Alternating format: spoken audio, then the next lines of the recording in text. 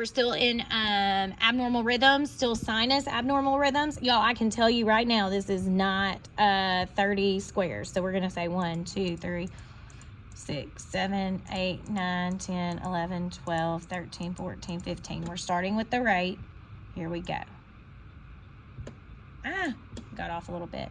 So I have a 1, because I can't count that because I can't see it all. Where did my mouse go? Okay, there it is. 2,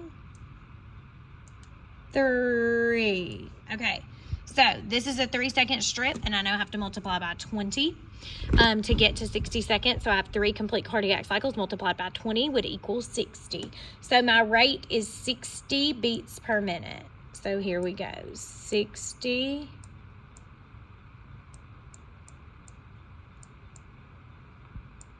Check. Okay, that's normal. Now I'm going to my P waves because I'm still evaluating this, right? I don't have a P wave here I can evaluate. Y'all, these P waves are tiny, but they're still positively deflected, and they're before the QRS. Now, here's the thing.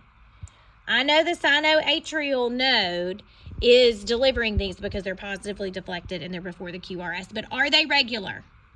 No. So this should be in my head like huge. Not regular is what I would write in my head. Not regular. Whoops, that E is really big. Not regular. No. Okay, so this should be the arrow that tells me, oh, something's up. Okay, but my P waves are still positively deflected, so I like that because I know the SA node's involved. Now, QRS, are they tall and narrow? Yes, they are. They are very tall and narrow and beautiful. So I know that that is good. Okay. Here's another one. What about my T waves? Yep, my T waves are good too. I can see those.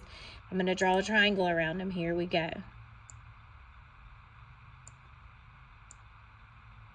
T wave. T wave. There we go. T waves are good.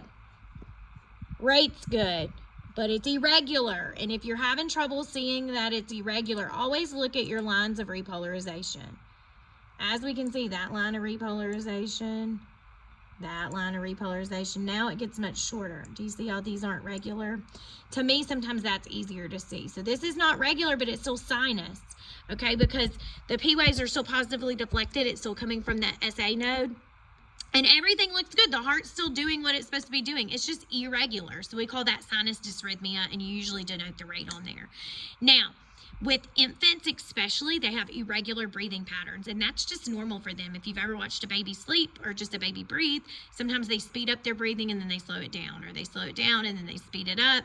Now, this can be associated with normal breathing patterns, especially for a young child.